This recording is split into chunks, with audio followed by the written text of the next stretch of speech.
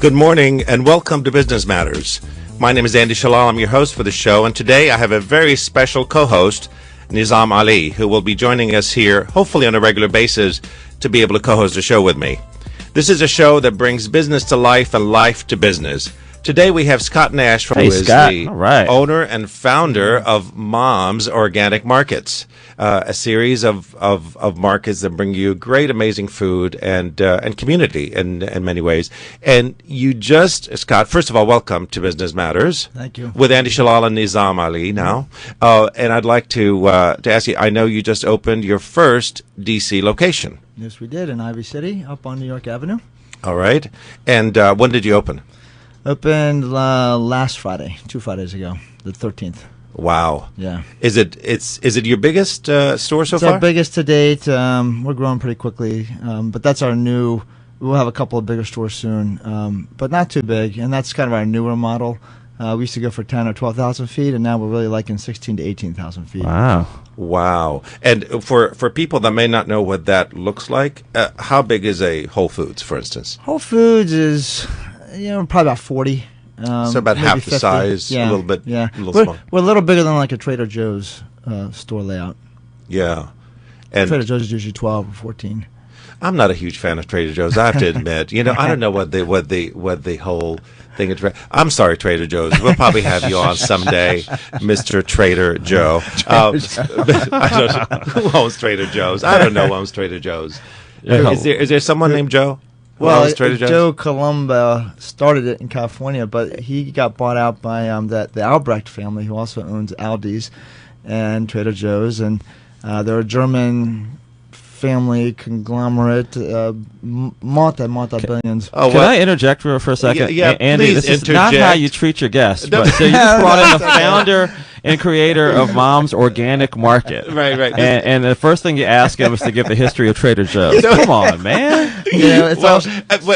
Whenever you put conglomerate and multinational, I'm like, I'm staying away from that. I'm going to ask Scott a few questions about Mom's, please. Go ahead. Please do. First of all, what does Mom stand for? M-O-M. Is it like, what's Mom stand? It used to be My Organic Market, and then we had our logo, which was Apple M, and everybody just started to call us Moms. And then there was confusion in our name. We went to a conference, and they said, write the name. We're doing our strategic plan. They said, write the name of your company at the top of your strategic plan. And everybody from my leadership team, a lot of people put down different names. We didn't really agree on the name. And the guy said, now check the top and the name of your company. Did you all get the same thing? And we didn't. And so they said you need a real clear, concise name. What other names did they put? Is Mom's Organic Market? Or My Organic Market, Mom's Market. There was there was some confusion. So we just changed the My to Mom's. So it was called Mom's by most people anyway. So instead of My Organic Market, it's Mom's Organic Market with the Apple M logo above it. Oh, nice. All right. Yeah. So, Scott, this started in 1987, and there's a great picture on your website with you in the garage. A picture that I wouldn't post personally. Well, it was it's like when someone puts that Facebook picture of you up there from high school, and you have the big afro, and it's like, geez, did you really put that out there? You saw that picture. Thanks for tagging me. I saw a picture of Andy this morning. He looked like one of the Commodores. It was great. Oh, my gosh. I was like, dude, don't even show me. I don't want to know you. Don't show me that picture. Twice, 3 times okay. You look like the Commodore. He looks like a Commodore. A bad, fired Commodore. Not sound like them. So, 1987 in the garage. Scott, how did it start? That picture's funny. We put that picture up on a website, and we got a guy who wrote in and saying, "You need to take this down. It doesn't help the brand." Well, he said something about child labor laws. Like we're oh my gosh, we're putting forth that it's so. But 87. That's when we started it. I started it, and it was in my mom's garage. It took us 9 years to get to $1 million in sales for every year, annual sales. Mm-hmm. So it was really slow growth. But it was good growth. It just started and it was delivery, right? It was delivery and mail order, and then it was Monday and Tuesday we shipped stuff through UPS. Wednesday and Thursday I delivered things overnight, and then Friday, Saturday, and Sunday we opened to the public in our little warehouse in Rockville. Oh, wow. And I hated doing mail order and delivery because it was really labor intensive. We waited for checks to arrive, so there was a gap in getting paid, and I was just dying for retail to get busy enough to take over mail order and delivery, and it did. And so I love retail. Like, I feel like I'm retired doing retail because doing mail order and delivery was so hard for so many years. So I got really lucky that the retail took over. So where was your first spot? I grew up in Beltsville, Maryland, and my first warehouse was there. And then we moved to Rockville because I thought that would be a good place for retail. And I did all my research to make sure that there were no big competitors coming in, or there were no competitors, and there weren't. And then I was driving my Chevy Malibu station wagon up Rockville Pike at about 11 o'clock at night. You had a Chevy Malibu station wagon. Yeah. Wow. And, there's a picture on the website too. It's very impressive. Malibu, It is. Yeah, It was is. my sister's car, and I see on the left, coming soon, B. Gordon's supermarket, natural supermarket. I couldn't believe it. So this new market was about to open, and then about a month later, on the right, coming soon, Freshfields, their first store in the nation. So I thought I was going to. So this was before Whole Foods, right? Yeah. Freshfields. Well, before Whole Foods came here. Yeah. And so what I thought was going to be like a wide open market for me before I even opened was probably the most competitive market in the whole U.S. Overnight, and it happened to be in the corner of your guys. Right. And it was a very tough summer. I mean, I had to give my one employee my motorcycle as payment in lieu of a paycheck because I just ran out of money. All my credit cards. He didn't stay around after that. And my credit cards were maxed out. We got through it. We were too small to fail. Hey. No, it's too small to matter. Yeah, right. Wow. So we got through it, and we got some big breaks, very lucky breaks. And how many stores do you have now? We have 12. 12. And when we talked earlier, you said you're about to open 10 more? Yeah. Our growth, I'm I cautiously grow.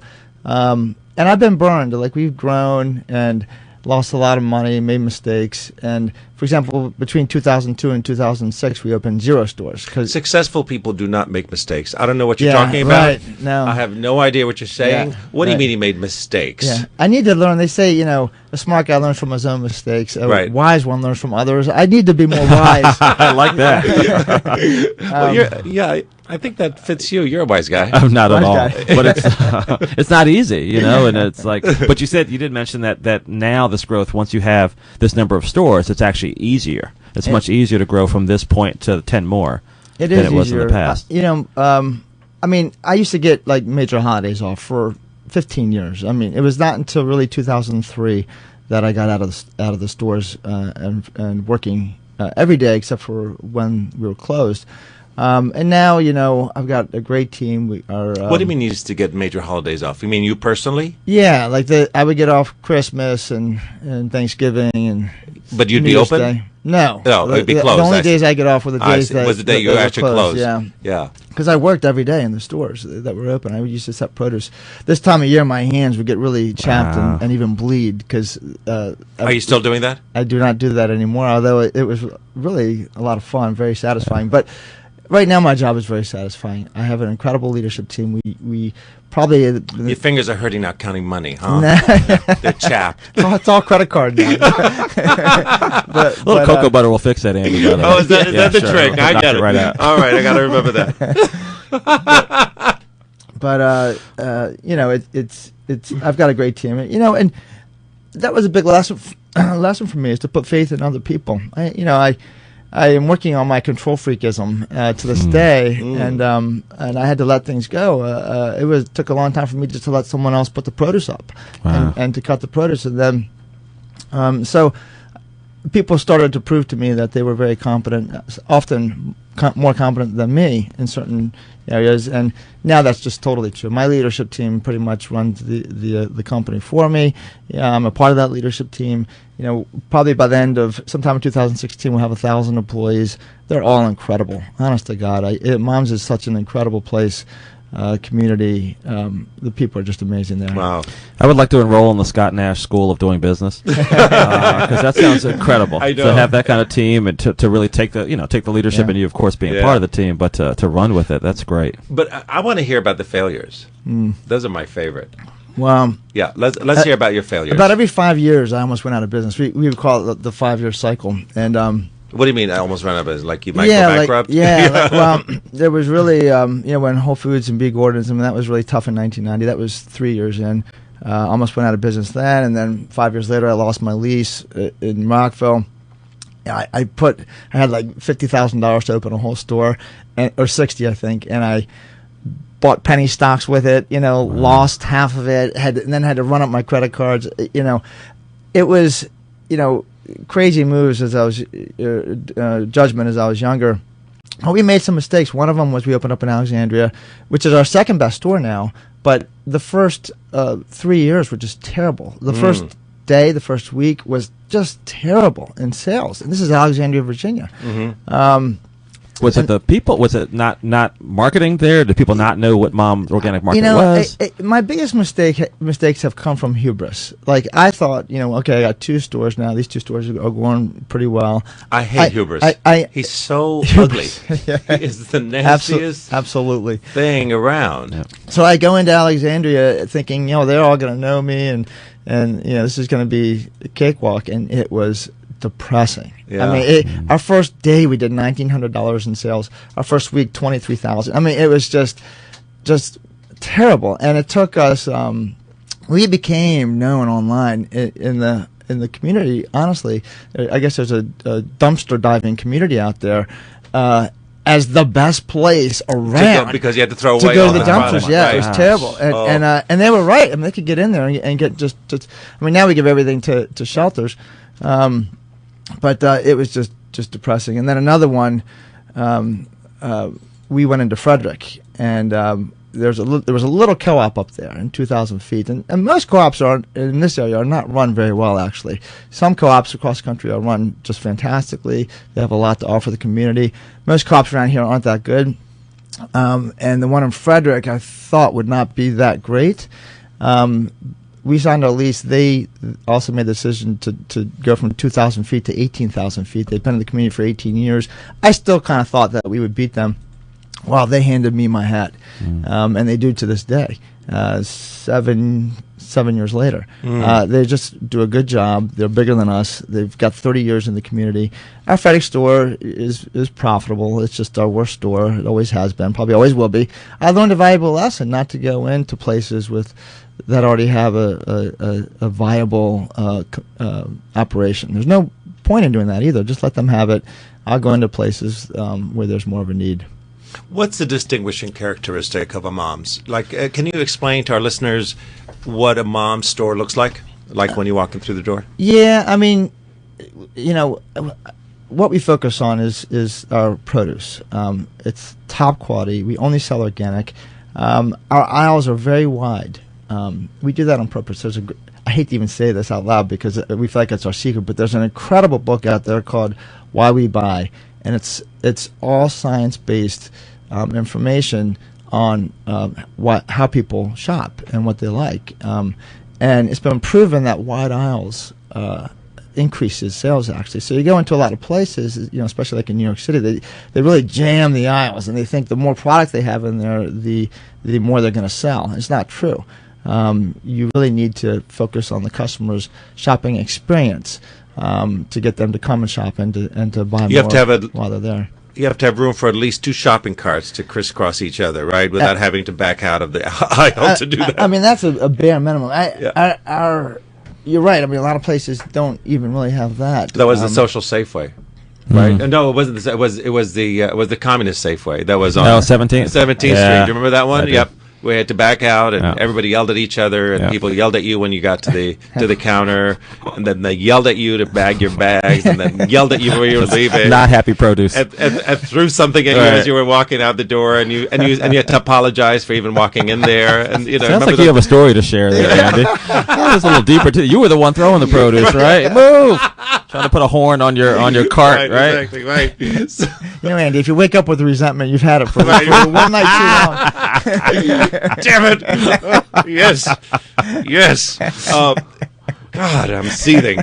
No, Grocery shopping is very important to a it lot is of people. totally important. It could be stressful. It brings out the worst and the best in us, doesn't it? I want to ask you about the organic part. Okay, so you said all your produce is organic. Is all your products in the whole store organic? No, I mean, it definitely takes priority. We give it more facings. We choose it over natural. I think the label of natural is getting ridiculous. There's a fantastic Well, arsenic is natural, so yeah, but also you got to remember natural stuff is also organic. It is grown with tons of chemicals. I mean, it just has. I mean, it's better than not natural, I guess. But natural is a rather overused word in the industry, in my view. Mm-hmm. So we just give a lot of priority as much as we possibly can. Now, if something is just much cheaper and it's natural, we'll also carry that. If people are really buying it. And What does natural mean? It just means no preservatives or like artificial flavors or colors, but it's chemical farming, 100%. But is there rules on what to call things? No, so I can call anything natural. Well, you can't have those things I just mentioned, but anything else is natural. And all the GMO stuff, and the chemicals. Really? So genetically modified food is natural. Considered natural. Yeah. It's naturally genetically modified. And, Right. and, you know, What do you want? And what people don't understand actually about GMOs and organics is that if it's certified organic, it's certified GMO free. Really? Yeah. In the organic certification process, you're not allowed to use GMOs. So everybody, interesting. you go in and people are asking, "Where's the GMO free stuff?" We just tell them just look for the certified organic stuff, and that's all your GMO free stuff. There's certified organic and there's regular organic? Yeah, I mean, the organic stuff is also probably GMO free, just isn't certified. Mm-hmm. I would like to ask about the definition of chicken sausage. All right. Yes, this has been something that's been burning Nizam. I know. We've been talking about this all morning. We talked about it all weekend. This guy is obsessed with chicken sausage, and he's got a question for you. All right. I have a question for you. Go for it. You go on these big stores, these other stores, right? And you go and a recipe calls for chicken sausage, or someone doesn't eat pork and you want to get the chicken sausage. Mm-hmm. And you look on the package and it says chicken sausage biggest day. Yeah. Right? And you buy that chicken sausage and you go home and you're turning it over and you're opening it up and you read the ingredients, and the last ingredient says really small in a pork casing. Yeah. And it's like, think of all the Muslims out there, all the other people out there that don't eat pork. And they're trying to go healthy. They're trying to go chicken only. Yes. And it's in a pork casing. Explain yourself, Scott. Please, Scott. Explain Can we get a brighter light on Scott, right. please? And turn the heat up. What's with the pig casings? I mean, I think that. See, he's hesitating. Right. It's a cover-up. Yeah. It's a cover-up. It's a cover-up. Ladies and gentlemen, this was discovered here on Business Matters. The cover-up of pork casings for chicken sausage. But I honestly think we should protest our other stores, those big stores that do.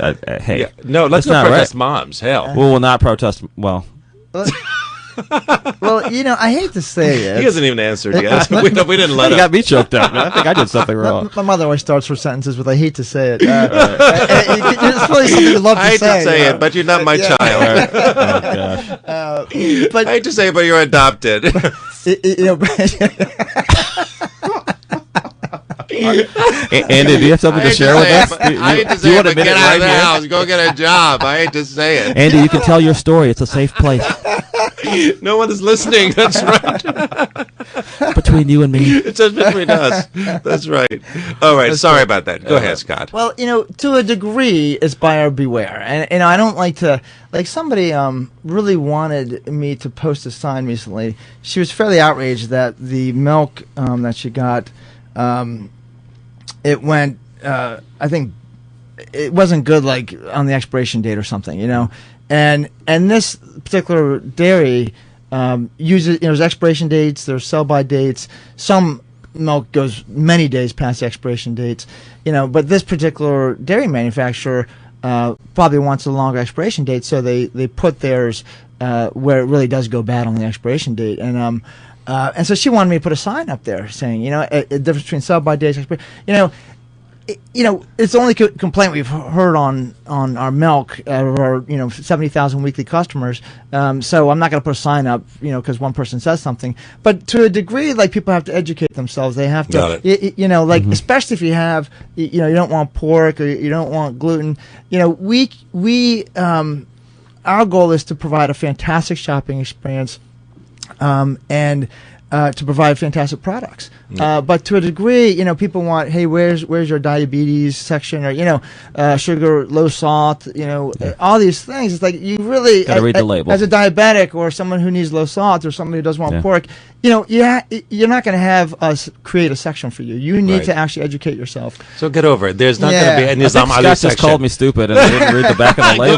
But educate I yourself, went for the young big man. happy sign, and I didn't turn it over and educate myself. No, that's a fair point. You want to say in big letters, no piggies in this package. Just a big X over a pig or a snout. Hey, Scott, can I ask about your corporate culture? I mean, you have a lot that you 100% wind power, recyclable, biodegradable bags. Can you talk more about that or your philosophy there? Yeah, I mean, there's corporate culture is pretty incredible, and that's why I think we're so great. The main reason, I've always been in the organic foods industry, and that I think is a good cause in and of itself to sell a good product. And I read that book. I'm a big reader, and I read Good to Great by Jim Collins, and the very last chapter and paragraph really talks about find your greater purpose. And selling organic foods is great. Being in a successful business is great, but it's not that. You can do so much more. And so we really started to add purpose to our company in 2005, where we decided let's change the world. Our purpose is to protect and restore the environment. Let's do everything we can to help the environment. And then even further with the culture, the employee culture, we I used to be sort of against too much training. It was just kind of learn on the job. We're almost a training company, we rather than a grocer, we train our people up and down. Like, if you have happy people working for you, just their lives are good in general. They're spiritual, they're organized.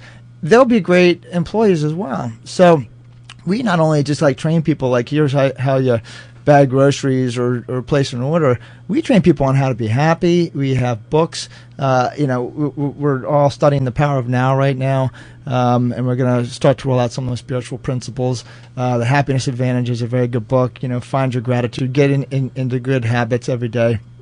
These make for happy people, and happy people are great employees. Absolutely. Great suggestions on the books. I actually loved Good to Great. That was one of my favorite books because it has such a great message that you don't really oftentimes think about, but it's instinctive. I think for a lot of people that do business, it makes perfect sense. But the idea that good is the enemy of great is basically when you're good, you just kind of become complacent and you become stable, and other people are going to come out and do much better than you're doing, and suddenly you're irrelevant. I've always said that the worst thing you can do is have a great idea and execute it poorly. Right. Because the minute you do that, somebody else is going to take that idea and execute it much better, and you're out of business. Yep. Yep. So that's my piece of wisdom. That's your Andy-ism for the day. Andy-isms for the day. So let's hear some Nizam-isms. Oh God! I'll bore you with those. Come on, man. Really? Yeah, really. So what's in the future? You're going to open 10 more. Yeah, I mean, so we just opened up in Ivy City. When you say 10 more, I'm sorry, I didn't mean to interrupt you. When you say 10 more, you mean in the next year? In the next, I think by the end of 2016. We took a pause. We opened up one store in 2 years. That was up in Pennsylvania, in Bryn Mawr. And then we just opened up in Ivy City. But it takes a while to get the stores in the pipeline, and the pipeline is full. And wonderful. We have Rotunda, downtown Baltimore. We have White Marsh. We have Arlington. We have probably Gaithersburg. We have Woodbridge coming. We have lots of stores coming, and then we'll take a pause again. We have a couple in Center City. We have one in Center City, Philly coming. So we are now stress testing our organization again, as we do every few years, and it's nerve-wracking, but we have faith, and we adapt well is our best strength. So if it'll show our weaknesses, which is why we only plan out for about 2 years. Well, it's we wish you much success. I'm sure you're going to do really well. I've been to Mom's Organic Market, and I love what you do there. It has a great feel about it. So much success to you, Scott Nash, for the future. Thanks, Andy. Scott, really great to have you on, and so nice to meet you. Thank you, Nizam. All the continued success to you. Thank you. Great. We've got To Heal DC with Joni Eisenberg coming up. And we want to say thanks to Mike Nacella, our engineer. Thank you so much, Andy and Scott. It's been a pleasure, and we'll see you next week on Business Matters. Peace.